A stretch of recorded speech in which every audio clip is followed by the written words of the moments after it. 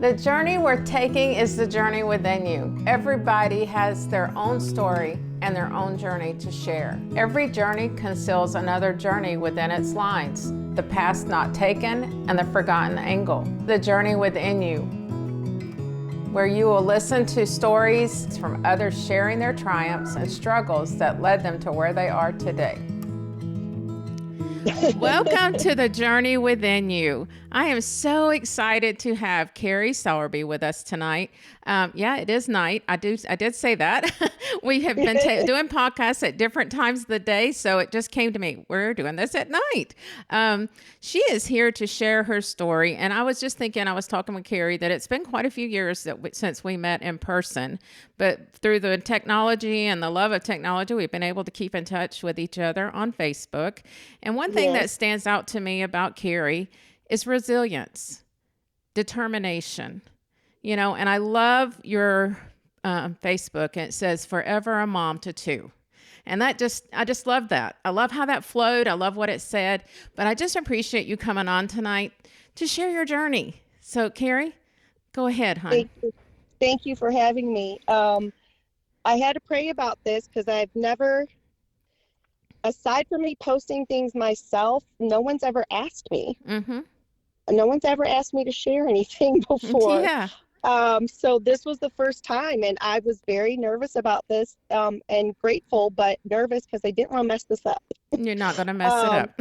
I did not want to mess this up. So, I have a bunch of stories. I have a bunch of stories. Mm-hmm.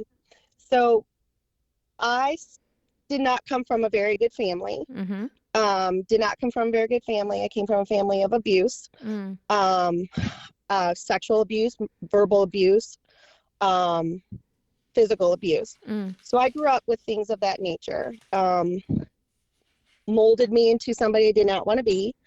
I went down a path that I knew was wrong, but I had just wanted to find a place in this world where I was accepted. Mm-hmm. I did not know the Lord. I grew up in Michigan. Not a lot of Baptist churches in Michigan. Right. Catholic churches are all over the place. And we kind of went to Catholic church when it was a holiday. Mm-hmm. We were your holiday people. Mm-hmm. Aside from that, God was not allowed to be spoken about in our family. It was a bad word. You're not allowed to talk about God. Mm-hmm. So I just didn't have that foundation of security, if you will. Right. Stability. But yes, so I did not have that, and I just seeked it in the wrong places. But all along I knew something was wrong with what I was doing, with the path I was on, with the things that were happening in my life. I knew things were wrong. But I just didn't quite have a finger for it. Mm-hmm. So college came, and did continue down this bad path, and something had happened where something clicked, if you may. But in hindsight, I know what it was. It was Jesus. But at the time, I wasn't sure. I couldn't put a finger on it. And something clicked, and it said, "Get out of this now. Get out of the environment you're in now, because you're going to die. You're going to die. Something's going to happen. It's going to be bad. Get out now." So I had left the environment, and I stayed with some friends in their dorm, and met my husband. Did not know he was going to be my husband at the time. He hates the story because I don't even remember meeting him. I do not remember the day we met. But when we started talking, he was different. He was different than everybody else.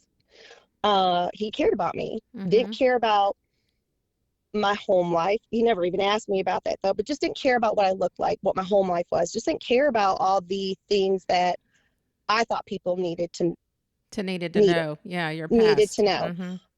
So we met, and we went out, and I knew he had to be the one. At least I hoped he was the one, because I had fallen and ran into doors. I smacked my face into a clear door. I had fallen downstairs on our very first date. This was all on our very first date. It was terrible. Why he asked me out again, I do not know. What year was that? Did. 1995. Oh. I was 18 years old. Oh. And Joe was 20. Mm. Took me home to meet his family that summer. We just nonstop talking. We lived our hometowns were 45 minutes away from each other. He invited me out to meet his family and to go to church with them. Oh. And I was terrified. He had spoken several times how his family goes to church quite often, and I thought, I don't fit into this. I don't know what this means. I like this. I don't know what this means, though. I don't know how to act. Yeah. And I just felt like the girl from the wrong side of the tracks. I felt trashy. I felt dirty. I felt uneducated. I felt unknowledgeable, unworthy. He took me to church the very first day I met his dad. Oh. We went to church on Sunday, and small little Baptist church in St. Clair Shores, Michigan. And I had no idea what was going on. I could not articulate what was happening. There was an invitation at the end of service, and I'm sitting between this new boy that I just met, started dating, and his father, whom I've just met, and I'm falling apart. I'm a puddle. I'm crying. I'm shaking. I'm falling apart. And Joe's looking at me like, what is going on with this person that I brought here? Yeah. This is not how she's supposed to be acting. This is, I'm assuming this is what he was thinking. Yeah. But I couldn't articulate what was going on. And this older lady had looked at me and she said, come with me. And I had gone down to the altar. And I didn't know what I was doing. I just didn't understand prayer. I didn't understand anything that was going on. Right. But something was coming over me, something that I couldn't quite understand. And she was just praying. I mean, she had just a soft voice, and she was so kind. And she was saying things that I've never heard before, just prayer, simple prayer. And I've never heard this before. And it seems like it lasted forever, but it was a short time frame, and I was at peace. And I knew at that moment, I couldn't articulate it, like I said, but I knew at that moment I had accepted the Lord. And it was in that moment I felt like I was given a fresh slate. That's beautiful. And that's exactly what it is, though. That's exactly when you accept Christ, you are given a fresh slate. Yes. And in that moment, I knew that everything that had brought me up to that point was gone. It didn't matter. Wiped away. Yep. And no one had to say that to me. I just felt it. You felt it. I felt like I'm okay. I screwed up big time, but the Lord, which I knew now, He saved me from death. Yep. He saved me from suicide attempts. He saved me from unwanted pregnancies at the time.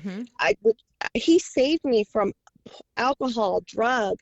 He saved me when I could have just kept falling. And I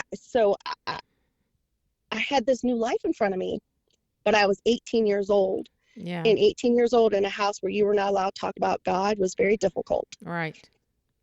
I had found, with the help of the church, a small little church in my community that I started going to by myself.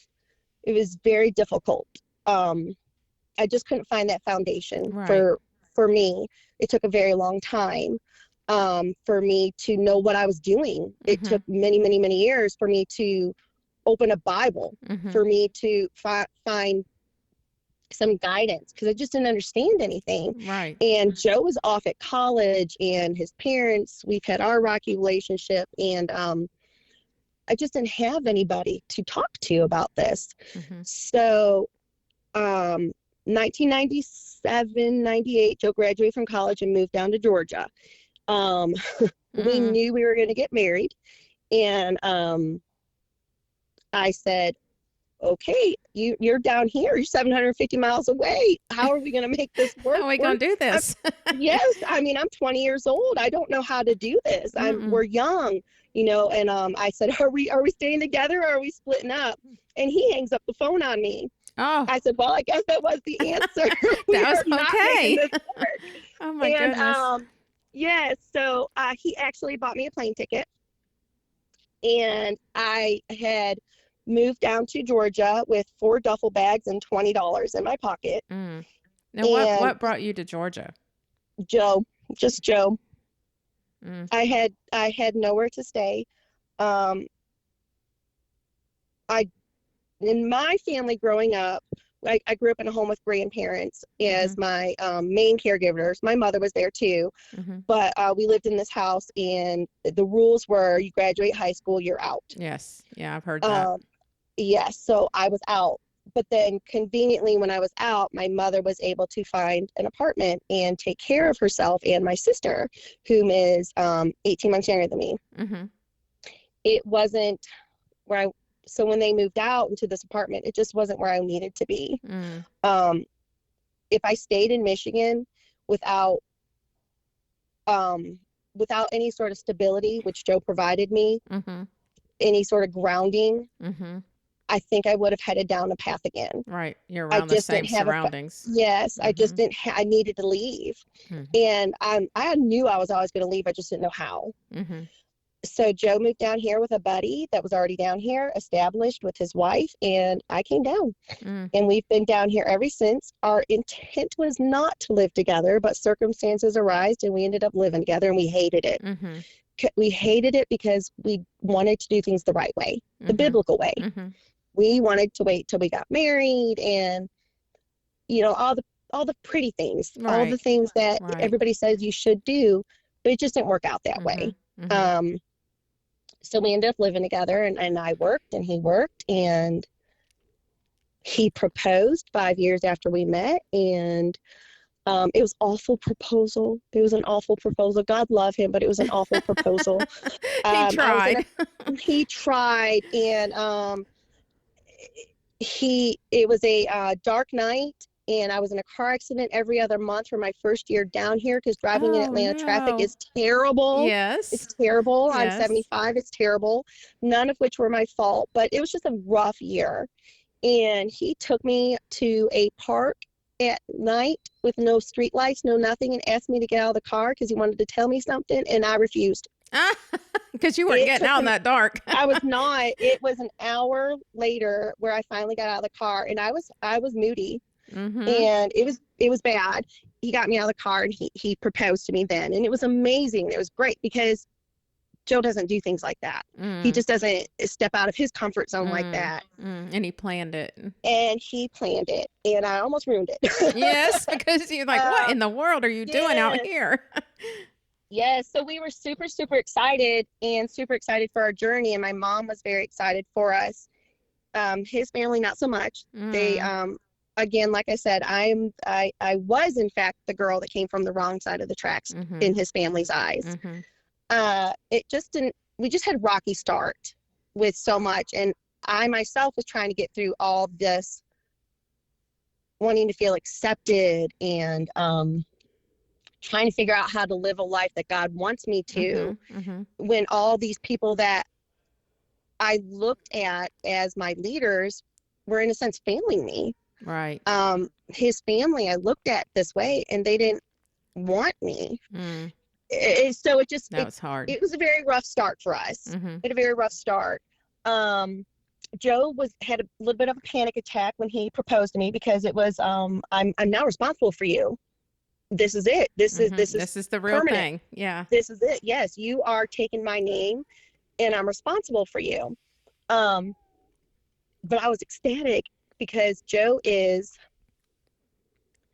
no matter what kind of life we've had, whatever we go through, God gave him to me. Mm. God gave him, and I tell him that God gave Joe to me, Mm-hmm. because without Joe, I don't know. How you'd I just don't survive. know. Mm-hmm. I Where don't you'd know how be. I'd survive. Mm-hmm. Yes, he's different from any boy I've ever was around, any relationship I ever had.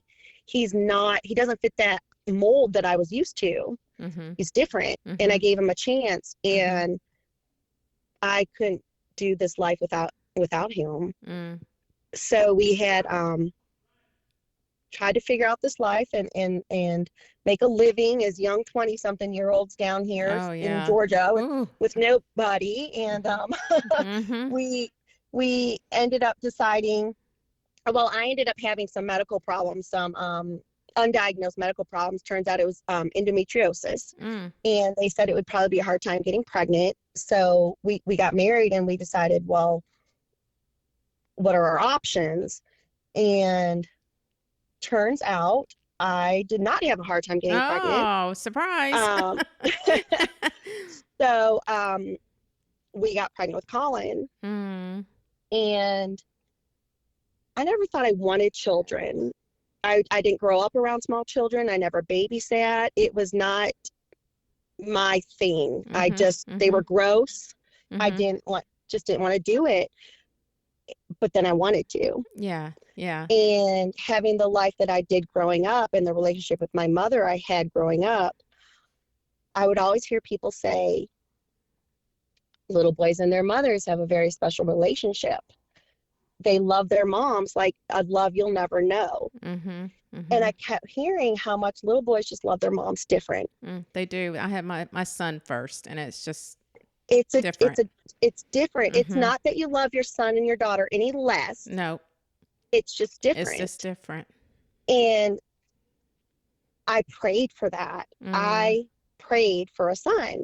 And that was probably, aside from the day I accepted Christ, the other only prayer I had just for me selfishly, if you may, like a selfish prayer. Please, please, please, please give this to me. Right. I prayed for that because I was terrified being so far away from everybody I knew, and it just being Joe and I, and Joe loves me by all means. He loved me then too, but I just wanted to feel more love, and I wanted to be able to give it what everybody says it is like. And we got pregnant with Colin, and we were not going to find out the gender, but then the OCD planner in me said, that's not going to work. We're going to have to do this. You got to know. We got to know. And Joe swore we were having a girl, up and down, up and down. So girl, it's a girl. Like, I don't know. And we talked about names, and family name on his side is John. And I said, but what about your name? Your name, it's your son, not your dad's son. It's your son. He's like, no, not going to worry about that. We went to a doctor's appointment, and it's in a closet, back, I don't even know how they are now, but back then it was in like a little closet. Yeah, and, very small room. Yes, and bless this poor little tech. She said, okay, Joe was sitting by a wall, kind of standing there, and there's enough room just for a chair and for your legs to stand in front of the chair. Right. And that's it. There's no more room. And he's standing there over me, and she said, okay, 1 leg, 2 leg, 3 legs. And I'm crying. Oh, you knew immediately. No, I did not. You That's didn't? the thing, I did not. Oh, no. Oh, goodness. Joe hits the wall, falls to the ground, hits the chair. He had passed out essentially, almost. Oh, no. So I said, what did you say? Crying. And she said, 1 leg, 2 leg, 3 legs. I said, why does my baby have 3 legs? Oh, no. I did not know. You took it literally. I did. And she said, no, Carrie, you're having a boy. I felt so dumb in that moment. Yeah. I thought my baby had 3 legs. Yeah. It may be a kind of a funny way to be telling you, but a little humor there. Yes, it was. So Joe got himself collected and was beside himself. He was ecstatic. And he said, I think we could use my name. Oh, then it hit him. So Colin Joseph Sowerby. I had an amazing pregnancy. It was a great first pregnancy. Nothing wrong with Colin, nothing wrong at all. Developed a little bit of swelling at the end of my pregnancy, and they said, you know what, let's just go ahead and induce you so we don't just so you don't get anything else to develop. Right. We don't want preeclampsia or anything like that. Yes. Yeah. And me being new and not quite sure what any of this means, I said, sure. it was not that just was not a fun experience if anybody's ever been induced before. I have. Yes, it just I wasn't ready, and it just Joe loved it. It was planned. Mm-hmm. He didn't have to. Everything was planned. He knew what Mm-hmm. time to be where, and everything was planned. Mm-hmm. Colin was born, and he was healthy, perfect, no anything wrong. A little bit of jaundice, but most Yeah. babies have Yeah, that. most did. Yeah. Yes, and the biggest blessing that the Lord gave to me, Mm-hmm. A beautiful boy. a beautiful boy that I prayed for, and Mm-hmm. God gifted him to me. Mm-hmm. He knew you He needed it. he knew I needed it, Mm-hmm. and my baby was my everything, my Mm-hmm. everything. Mm-hmm. I was blessed enough I could stay at home mom. Oh, that's awesome.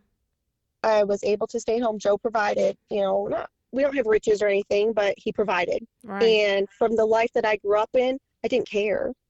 I Yeah. had a bathroom that I didn't have to share with 8 other people. Mm-hmm. I had my own bed. I had brand name food. I had a life that I was fine with. Mm-hmm.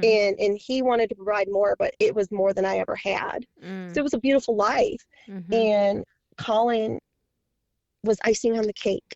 He was beautiful and so happy Always and smiling. smiling. Your heart of gold, your pleaser. Mm-hmm. And then Mackenzie comes. Mm-hmm. And Mackenzie comes. Colin's birthday is October 11th. Uh-huh. And October 11th, 2002. And we decided we'll have another one, and same kind of scenario. I got pregnant real easy. Ooh. And Mackenzie was coming, and we kept asking Colin, you have a brother or sister? And he said a sister. We let him be involved when they told us the gender, and he said it's a sissy, and he knew. And Aw. we were having a girl, and we were going through names. And I can't even remember what name we had. We had a long name Oh picked my out, and goodness. we were set on it. Yeah. And then we got an invitation in the mail from a cousin of mine that was getting married, and her new last name was going to be Mackenzie. And I just was reading the envelope, and Colin kept saying Kinsey, and pointing to my belly, and kept calling her Kinsey. Aw. And we said, you want Sissy's name to be Mackenzie? And he was, yes.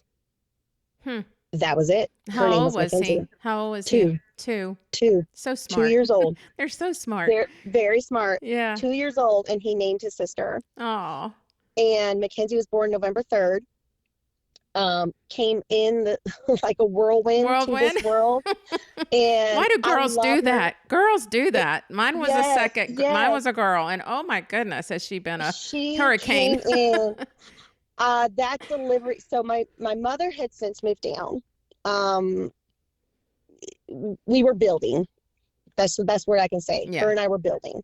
Mm-hmm. And she had come down, and she'd gone with me with Colin to my doctor's appointment, and we lived out here in Paulding County, but I delivered at Northside. I was planning on taking my little boy to the spaghetti warehouse before his world was rocked having a sibling. Yeah. And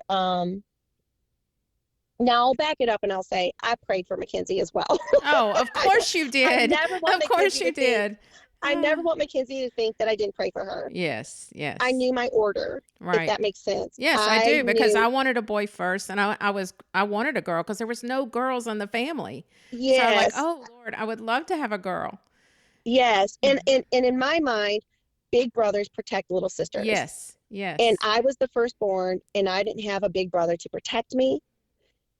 And not that I ever thought Mackenzie was ever going to have a life like I did. Right, right. But a big brother but just protects having a little that brother. sister. Yeah. Mm-hmm. And I wanted that. And I wanted to do better than what I had with my mother, mm-hmm. with my daughter. Mm-hmm. But I needed Colin first. Mm. And I needed him. That probably sounds so much pressure for a little boy, but I needed him first. Yes, yes. And me too. yeah, so I can relate. So we had Mackenzie, and the doctor said, okay, I basically was having contractions and was ready to have her, and didn't even Wow. know it. Did Wow. not even know it. And she said, you're already dilated, and we're sending you to the hospital. And I said, no, you're not. And she said, yes, you are. I said, no, I got to feed my baby Spaghetti Warehouse. Oh, you got to go And there she said, first. yes. And so she pulled my 2-year-old happy little blonde hair, blue-eyed baby in the room, and she said, Carrie, he will deliver her on the side of the road if you do not go to the hospital. And I looked at this precious baby and I said, he's smart, Mm, thinking he will figure it out. He'll mm-hmm. know how to deliver up his sister. He will figure this out. He just turned 3. He's he'll figure this out. Mm-hmm. She said he is not going to figure this out. So I went into a delivery feeling awful. I didn't feed my baby lunch, and he's going to forever hate his baby sister because he never got Spaghetti Oh Warehouse. no. Um, Oh my we goodness. go and had Mackenzie within 3 hours from the time I walked in that doctor's office to the time I Wow. delivered her at Oh the my hospital. gosh. You would have not made it, girl. I would not have No made it. She way. came in like a whirlwind, Mm-hmm. stubborn, The whole 9 yards. determined, Mm-hmm. yes, and knew what she wanted. It was her way. Mm-hmm. It just had a demeanor about her, and she still is that way, but it's not a bad, No, no. it's It's not just disrespectful. mm-hmm. It's I now know that that's how God needed her to be made, Mm-hmm. Mm-hmm. to prepare her for things. Yes. Yes. So Mackenzie was Colin's baby. Mm-hmm. Mackenzie was Colin's baby. Mackenzie, I did have some postpartum with Mackenzie. Mackenzie hated me her Mm. first year of life. Mm. She wanted her brother, and in order for me to feed her or change her or be alone with her, Colin had to be there. She Wow. would scream, and it was terrible. Colin had to be there. It was his Ah. baby. Mm. I had her, but it was his baby. Yeah. He Um, named her. he named her. It was his baby. She looked at him like he hung the moon and stars, and he loved it. Mm. They were best friends. Mm-hmm. And so my little family begins. Mm-hmm. And it was Working. great. And everybody was happy and healthy, and we were surviving. And And you were we still still at didn't have home? I was still able to stay at home. Oh, that's awesome. I was always able to stay at home. Mm-hmm. And we were still learning our walk with God Mm-hmm. as a family. Mm-hmm. I still was now at 26, 30 years old. I had Mackenzie at 30. I'm still at 30 years old now, trying to figure out what I'm doing. Mm-hmm. Mm-hmm. So I'm still It's an learning everyday about God. learning. It's an everyday Mm-hmm. learning. And I still felt like I was reading from a child's Bible. So Mm. and it's truly what I was doing, reading to my children and learning as they were learning. Mm-hmm. I still was just learning about God and thanking Him in a childlike manner. It's the best way I can explain my walk, is That's a childlike manner. right, right. Joe is a very smart man and very knowledgeable, but he grew up with this. And so his walk was a lot more advanced than mine. If I could say that, Mm-hmm. he pulls out all these books and all these study guides, and I'm overwhelmed, sweating, having panic attacks, going, what is all of What that? are you doing? What are you doing? I don't Yeah. know how to do this. Yeah. Yeah. And I've Just got give me my the little words. yes, and I've got the Jesus Loves All the Little Children little Bible in front of me. Mm-hmm. Yes. Yes. So we're on a different walk, and we're trying to figure this out. We're trying to figure out how to raise our children, because you don't want to fail them. You don't want to fail them. You want them to know Right. Jesus, Right. and you want them to know Jesus ASAP. Mm-hmm. Um, Mm-hmm. we found a couple churches, and we went, and Colin's healthy and happy. Mackenzie's happy and healthy, and no nothing.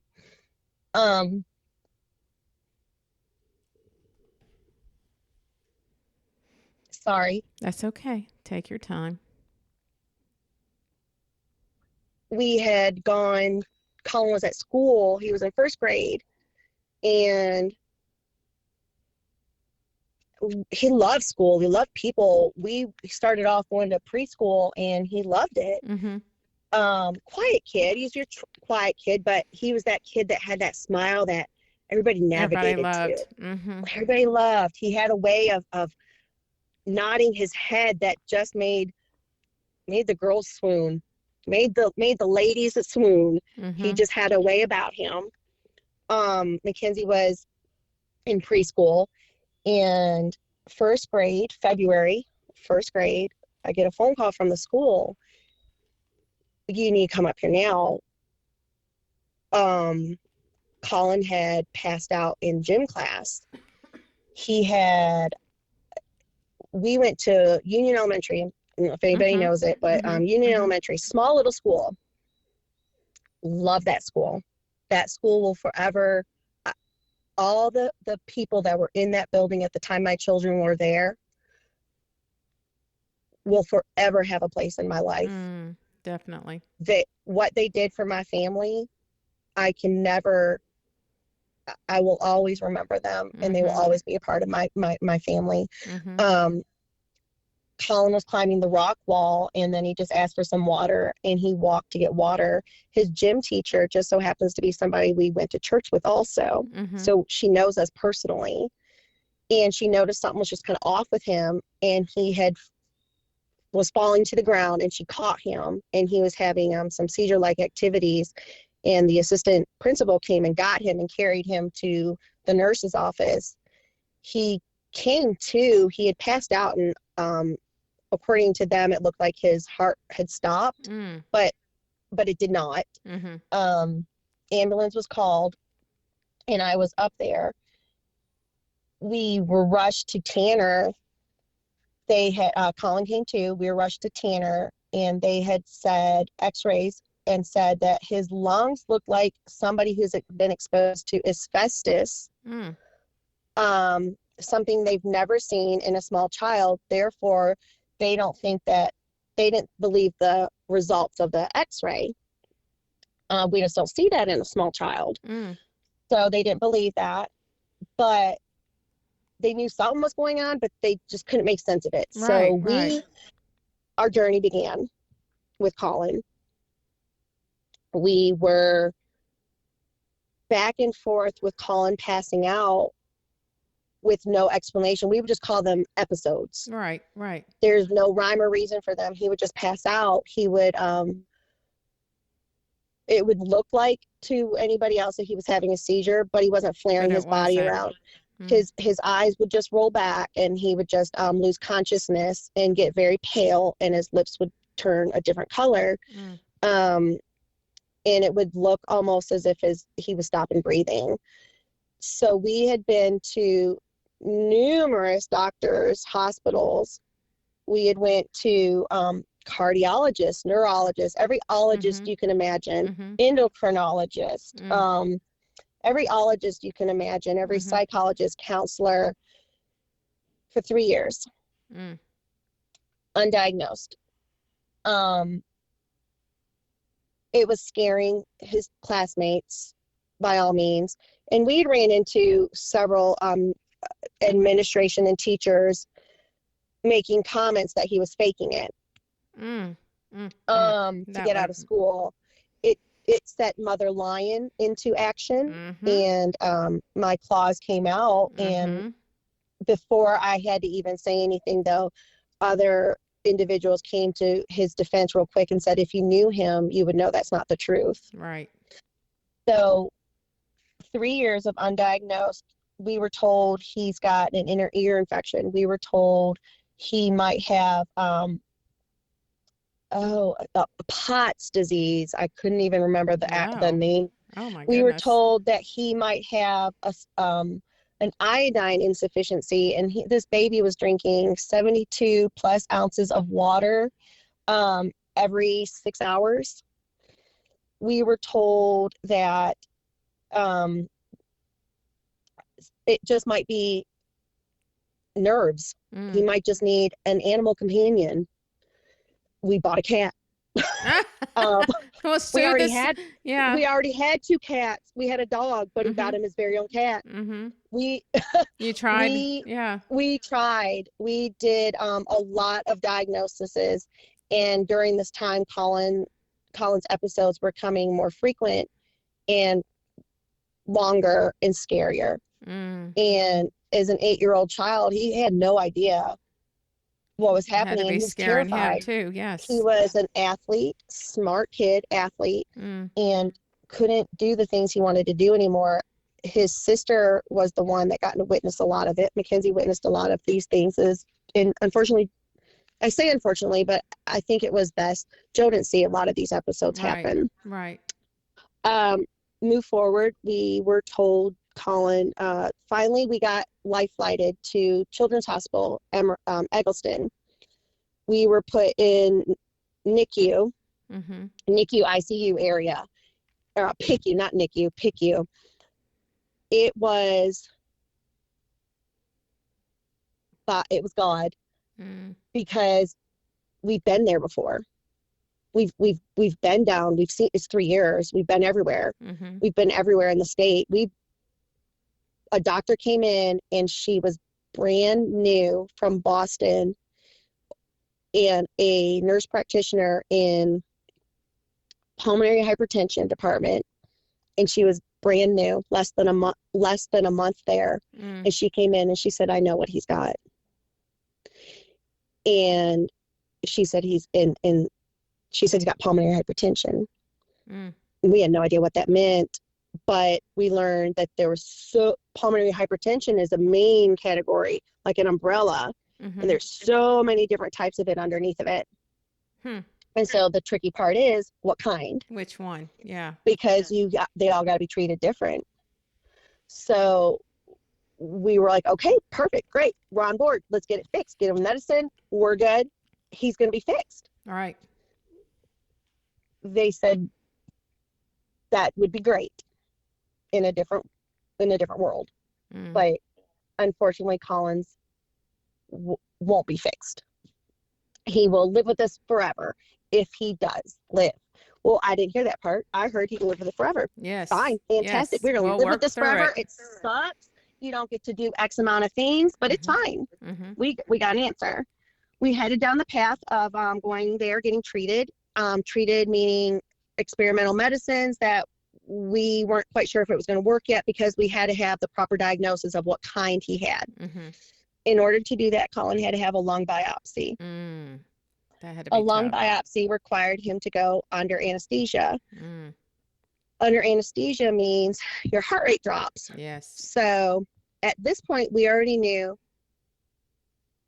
risky. Colin's heart was working overtime to pump out air, to get the air from his lungs. It's just so the lungs just was not pumping through the heart. The heart was overworking. Nothing was going anywhere. So they had to do a lung biopsy to figure out what kind he had, and they had told us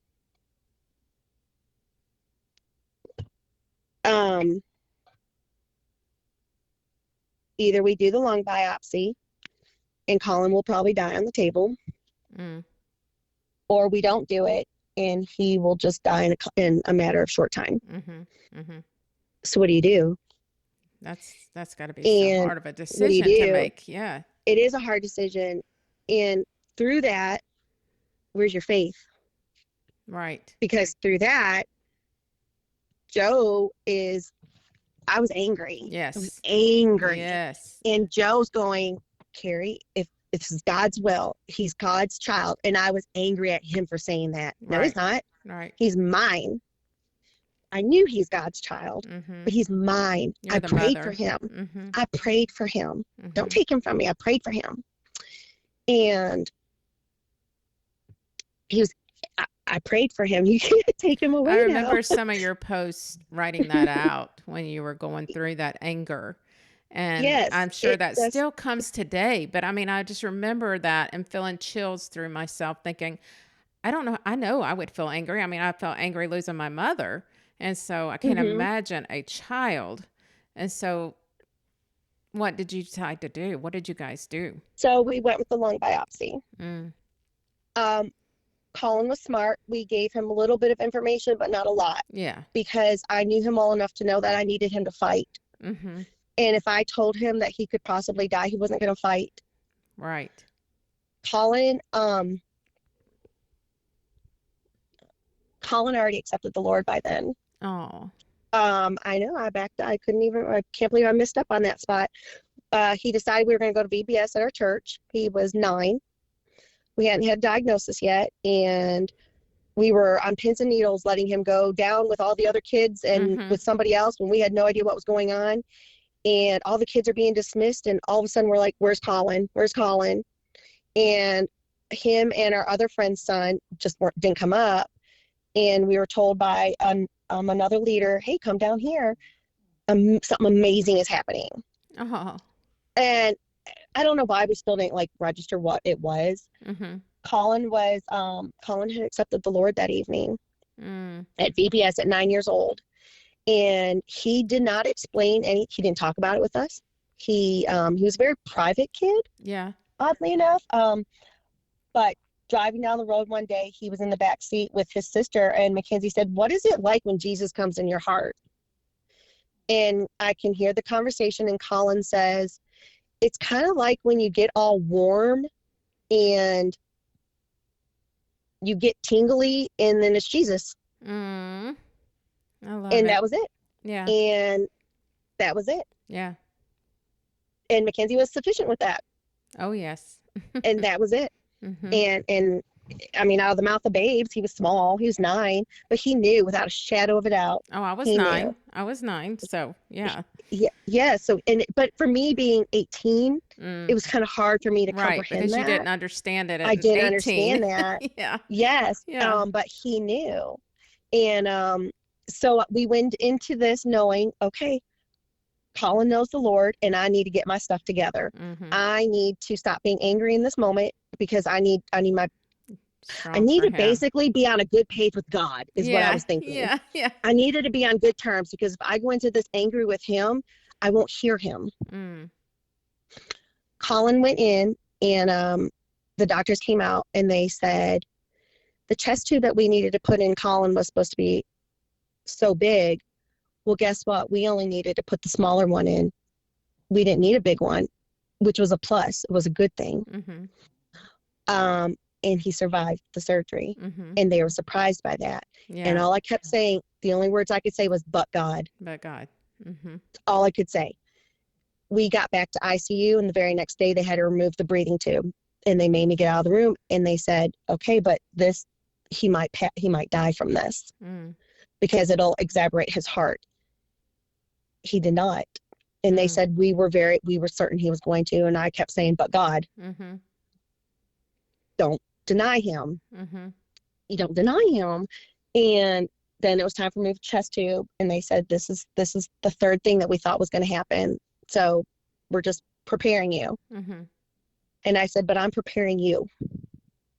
And I remember vividly them looking at me saying, for what? And I said, for a miracle.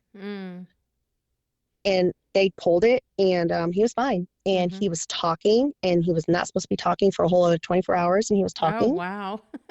And he was doing all the things that he was not supposed to be doing. That he wouldn't. He was doing all the things. We got our diagnosis, and Colin was diagnosed with pulmonary veno-occlusive disease, the rarest type of pulmonary hypertension around. Last known case was in the 1950s from an adult man that was discovered after he had already been deceased. Wow. Man. You have a 3-year life expectancy from the date of diagnosis. Colin's first episode was February 21st. His diagnosis was February 21st, and Colin passed away on February 21st. Why those dates? I don't know. That's just the exact dates. And I looked back on my notes to see that. Yeah. So Colin, his last year, got to see everybody in our family, cousins, aunts, uncles, grandparents, everybody. It just all worked out. It's never worked out like that before. It worked out. But God. Yes. And we had a long journey, that a lot of things had happened during the course of this battle. And Colin came in the room, and he was 13.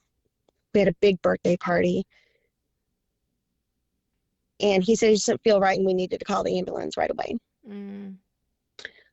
Colin and I rode to the hospital in the ambulance. we already knew how this worked. We've Mm-hmm. been doing it a long time. We already knew Mm-hmm. how this worked. I had a bag packed. I finally remembered to pack a bag and to pack So all of you're his ready. Yes. cords. And because I never did, I never like had that bag ready. Mm-hmm. But I had this bag ready to grab and go. And I had his chargers and everything. And we Mm-hmm. went there, and the doctors that has been on this journey with us for a long time said, it's time, Carrie. Mm. Joe and Mackenzie are still at home. Colin and Mackenzie both had a friend stay the night, and um, Joe had to get these other kids where they needed to go So he could get there. Yeah. so he can get there. And I needed my husband and my Mm-hmm. daughter to get to the hospital safely. Mm-hmm. So I wasn't sharing a lot of information with Joe. They there was a mm, there was a lot of regret in those moments of what I wish I could have done different, but it wouldn't have changed the outcome. Right. Um, I think I looked down to check my phone of all stupid things, and this large man was on top of my baby trying to save him. Mm. And the doctor said, it's Carrie, you've got to make a decision now. And I had to make a decision for them to stop. Mm. Mm. Um, and I'm not trying to be all, it's just what had happened. Right. Right. It's what's happened. Yeah. Um, Joe had called me to see how things were going, and Colin was already gone. Mm. So I needed him to, I couldn't tell him. No, you wanted him to get there. I needed him to get there, and Mm-hmm. he got there, and he came into the room like normal. We've done this before. Mm-hmm. To see a man, a Fall relatively apart. strong man, Mm-hmm. fall apart changes you. Mm. I know that had to hurt just as much. It did, because you feel like you just took everything away from him. Mm-hmm. His son, his namesake. Mm-hmm. My heart is what I call Colin, was my heart. Mackenzie's my personality. Yeah. Yeah. Colin's my heart. And he was gone. Mm. And I remember a nurse saying to me, and it made me so mad. Mm. She said, he's not with Jesus yet, so talk to him still.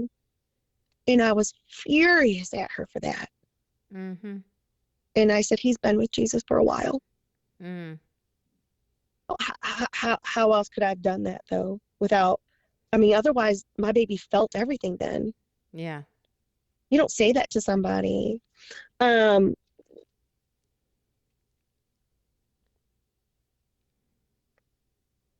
Was Mackenzie there? Mackenzie was there. Our friend met us up there to pick up Colin's friend, and they were in a room, and I hear a blood-curdling scream. Mm. The hospital chaplain took it upon himself to tell Mackenzie that her brother died, Mm. Not letting you tell the story. not letting us tell her, and she has lived with that anger. Mm. Mackenzie has her own little Right. journey Right. Mm-hmm. as well. She's lived with that anger, and we've lived with that as well. We can't take that away. She No. didn't deserve a stranger telling her her best friend, her only sibling, had died. Mm-mm. That should have came from her parents. Mm-hmm. We stayed with Colin for a very long time. I'll say because I can't speak for Joe and Mackenzie. I did it. I managed to bury my baby. Mm-hmm.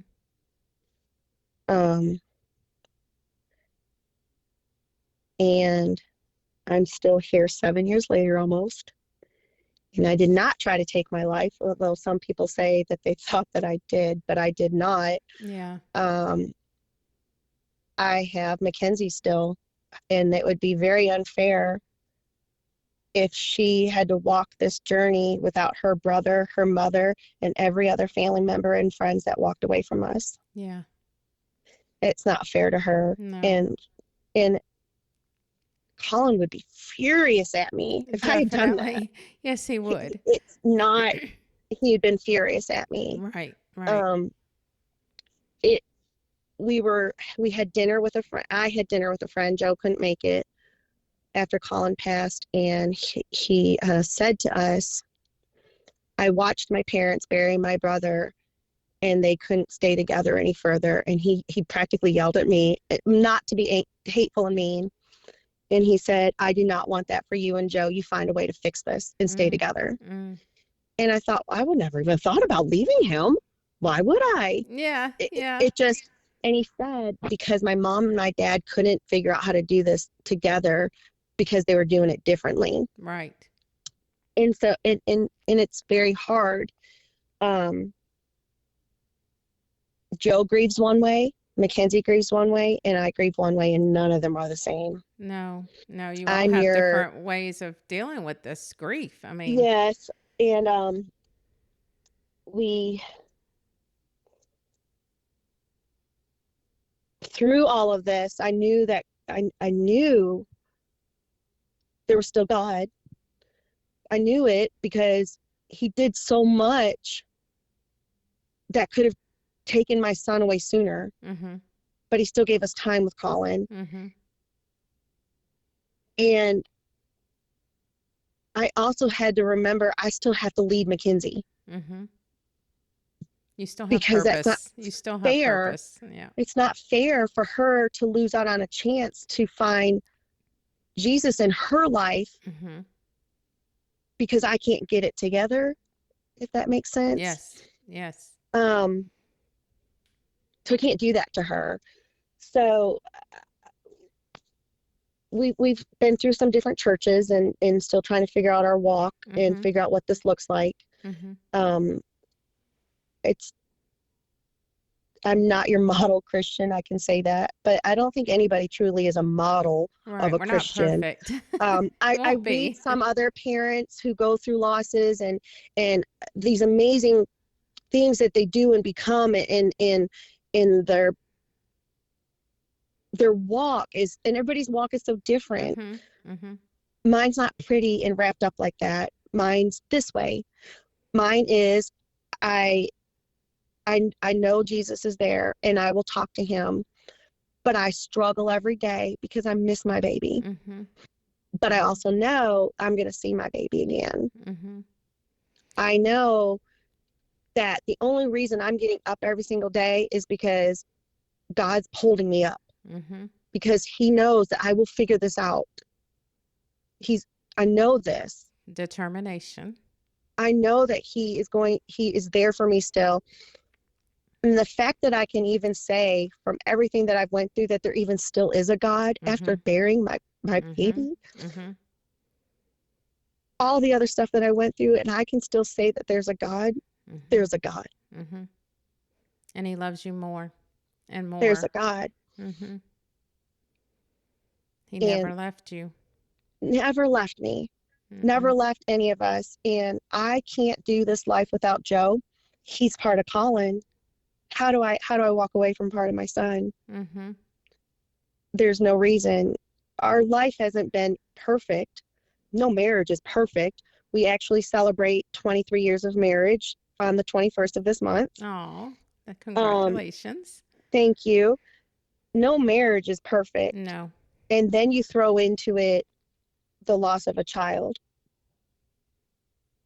That brings a whole other thing. I pat us on the back.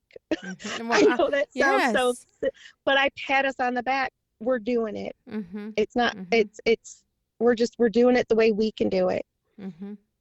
I had a friend. Like you said, there's no perfect way. I mean, there's not. And God's got to be the center of it so that you can keep pushing through and keep. He is. And it might not be how somebody We else don't, does it. I mean, it's not, mm, and I want people to know that. I do mhm, want people to know that you don't have to believe in God and live in this one little television lifetime story image of what that looks like. mhm, If you're not reading your Bible every day, it's okay. mhm, It's okay. mhm, If you're not, if you can't memorize scripture, it's okay. mhm. You, you don't have to be conformed into what this one little thing should look like. And you don't have a timeline on when you need to read your Bible within a year. No, you don't. Mm, It's okay. It's on God's time. mhm. So by putting a timeline out there, it's not yours. That's It's right. God's That's timeline. right. It's That's it's right. God's timeline. Mhm, And I will get to where I need to go when I'm ready to get there mhm. with God helping me. It's each season of our life. I mean, I just It started my 60s and my prayer life is changing.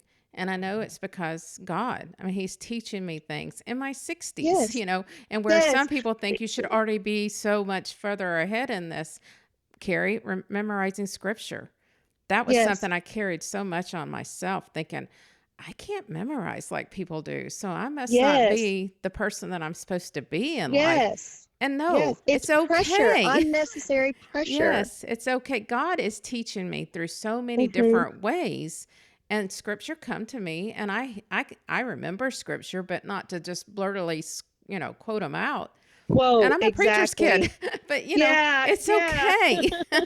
It's okay. Yeah. It's just, it's, and yes, I'm sure the Lord would like me to be in a different spot, but right now, I firmly believe that right now, if I were to be taken right now, You know where you're going. I know where I'm going without a shadow of a doubt. Mhm. And I might not have biblical knowledge that I should probably have at 46 years old, accepting Christ at 18, Mhm.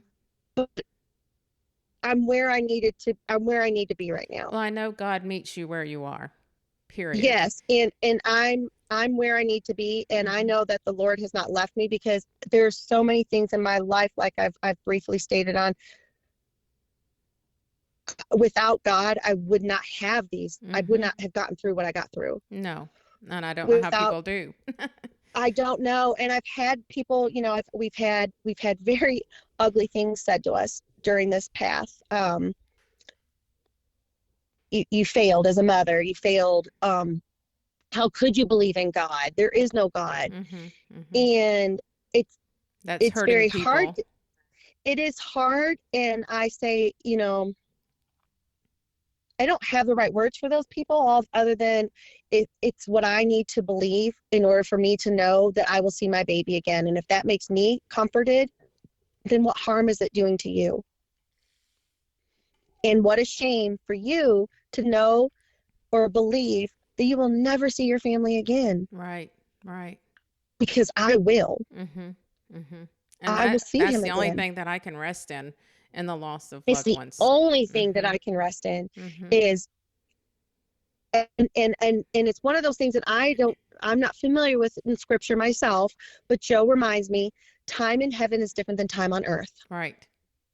And he said it's not going to be like 7 years like it has been on here. That's It's right. going to be blink. Because Mhm. for the longest time in the beginning, I had a hard time thinking my baby's crying and he misses me. Mhm. Mhm. And I got angry at Joe for telling me he doesn't miss you, Carrie. And I thought, well, how dare you say that to me? Right. How could he not He miss me? I'm has to his miss me. mother. Yeah. I'm his mother. Mhm. And it took me a long time to go, he should not miss me. He's with, he is running and breathing and He's with my smiling that mama. smile that I haven't gotten to see. Yeah. He is with, he's living the life that he was supposed to have here. Mhm. Mhm. Mackenzie's the one that put me in my place. We were less than a year after Colin passed away, driving down the road, and I was crying hysterical in the car. Sometimes you just drive by certain places and they just Mhm. It trigger. just hit you. Yeah. Yes, and it did. And she said, Mommy, why are you crying? Mackenzie was 10 years old when Colin passed. Colin was 13. Mhm. So she was still 10. And she said, Mommy, why are you crying? And I said, well, I miss your brother. And she said, why? and it came all over me. I was like, Like, why we're wouldn't I about to miss him? we're about to rumble, little girl. How could you say that to me? Mm-hmm. And I'm thinking, she's 10, Carrie. Calm down. She's Mm-hmm. 10. Right. An She's honesty. she's Why? trying. Yes. And I said, what do you mean why? She said, well, why? And I said, because I wanted a miracle, Mackenzie, and I didn't get one. And she said, you don't think you got a miracle? Mm. And I said, no. She said, but you did get a miracle. Colin is saved with Jesus and he's healthy. Isn't that a Oh, miracle? and that's something they can put us in our place. And she put me in my place. Mm-hmm. Mm. And it just little things like that have helped me get through this. Mm-hmm. We thought in the beginning of this journey that we wanted all this notoriety for the disease, publications, Mm-hmm. and we wanted all of this being out there and somebody do something and advocate and fix this and Mm-hmm. XYZ and wear the red noses like CVS wears for I cancer. saw you Do doing something. starting that journey. I saw that. I remember We that. did. Mm-hmm. And then I had very bad anxiety during all that time. And it hit me one evening. That's not what Colin wanted. Mm-mm. Colin hated being center of attention. He hated being made to feel like he was different than anybody else. Mm-hmm. And it was And I bringing would love to be attention. that. I would love to be an advocate for this disease. And I'm not saying I'm not that person, Oh, I know. but I'm not that person Right. right now. Right. And I might not ever be that person that's going to go on knock on our governor's doors. I think the small awarenesses that you've been bringing are probably what he likes. You know, you I think showing so. showing how hard Hmm. it is to breathe through the straw thing. That has stuck in my head, you know. Yeah, Those things, that you is know. yeah, so I will try to do these small little things. And I know people have now learned about pulmonary Mhm. hypertension, even if it's just a little bit. Mhm. Um, Kids get it too. And it's helped Colin's pediatrician and doctors that he's had along the way learn how to treat their patients differently, Mhm. not just to assume one thing Right. and to examine further. Mhm. He's He brought he's awareness. taught people. Mhm. He's brought awareness in his own way and taught people. Mhm. So I don't have to go pounding down our governor's doors in order for us to do No. something. No. He's had people go into the medical field and talk about him Mm. that wanted to go into respiratory therapy because of him. Mm. See, that's Colin's what I making a call like change. little God taps. A friend of mine used It that term is. the other day, and I love that because it's just those types of things are going to be what, you know, Colin's smiling about because mama's showing Yes. in small ways and it's trickling down through others. Yes. He's got an amazing sister who is living life for her brother. Mm. She is a good bit like him, and it's a blessing. Mm. It's sad also. Right. She's getting older. Well, she's 17 now, and at 17, her feelings are starting to have more words to them. Mhm. Mhm. It's hard. Will she be a senior next year? She's a junior right now, so class of 2024. Yeah. She's doing 2 college classes right now. Oh, Started wow. today. Um, Smart as can be. She definitely gets it from her daddy. Um, Athletic, talented. She's doing these things Mhm. because Colin couldn't. Oh. Oh, that's She beautiful. she's she's an amazing kid. No, I love that, And Carrie. I think that I so many will learn from what you've shared with us because I know just in my personal life several moms that have lost a child and just the struggles they go through, and so they always feel alone. They feel like they, you know, are bad for they act one way or the other. And there's like you said, it's your own no, journey. it It's is. it's how I you it, go it, through it. it is. I used to apologize for crying in public. Mm. I stopped doing that because I thought, I don't owe you that apology. Mm-mm. No. I deserve these tears. My son deserves these tears. Mm-hmm. I forever have a son. He might not be here, Mm-hmm. I am a mother of two. Two. Yeah. I have a son. He's with Jesus. I have a Mm-hmm. daughter. She's here. That's where Mm-hmm. my heaven and earth Right. name gets called from. Colin, he's not a thing that of the past. Colin is Colin. Colin Mm-hmm. is my son. Mm-hmm. I've learned words can help healing. Yes. Not was my son. He is my Is your son. son. Yeah, I wonder why we do that to ourselves. We put him in past tense because that never did Yes, change. Like you said, he's still it your never son. changes. And He's that's why I still my love the son. forever mama too. And I just love Hmm. that. I mean, that just Thank spoke loud you. when I read that. And, well, Thank you. He's a sorry, I get a little long-winded. I no, apologize. no, no. I love this because it's just spoke. And I mean, I appreciate you sharing that hard parts of your I life appreciate because, you asking it. I appreciate you asking me to do this, mm-hmm, and I appreciate the Lord hopefully giving me the right words to say through mm-hmm, this. he did. And I of course wish nobody to ever know what it feels like to have to bury their child, Mm, or to watch their child get sick, or to watch their siblings figure this out. mm-hmm, I mm-hmm. wish it on nobody, but it unfortunately it It happens. happens. Yes. And um, I hope that somebody, if they're going through it, don't give up. No, don't Don't give give up, up. because so many people fall into this place, and it's easy to do. It's easy to fall into a dark, dark place. Mm-hmm. But you can't do that, because there's so much life out there still, and your loved one would be angry with you if you did that, That's, because that's not what they want for you to do. no. Colin would be furious for me if I sat on that bathroom floor and did not get up. Oh, That's not how he definitely. wanted me to live. Mm-mm. Not Mm-mm. how he wanted me to live. It's not how he wanted his dad to live or his sister to live. It's not how he wanted his friends to live. He wanted smiles and laughter.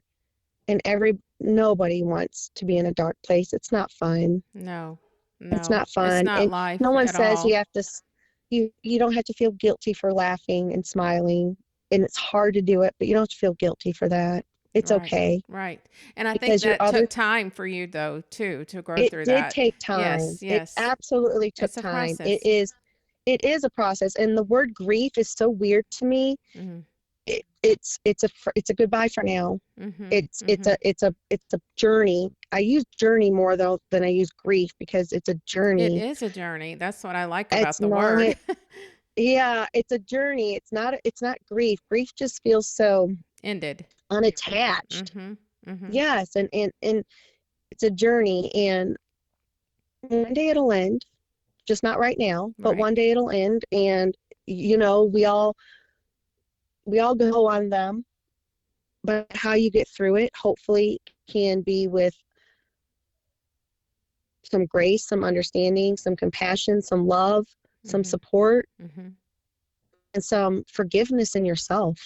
So when we post this today, I want to be sure and get maybe a link that you'd like to share, just where they can, if someone's going through this, they can have some resources. Um, and possibly I'm gonna open it up for questions. So if anybody has Hmm. questions, they can ask, this, even on any of this, on how you have dealt with it or come through it. I know sometimes they think if they feel the same way, then they're doing it right, but not necessarily. They may be having it Right, their own right. way. And you just let them know that it's okay. You're feeling this way. Yes, But absolutely. yeah. So I I'm again, always Carrie, willing. I appreciate you coming on. I'll work on this and we'll have it airing Thank tomorrow. you. And Thank you for having me. thank you so much.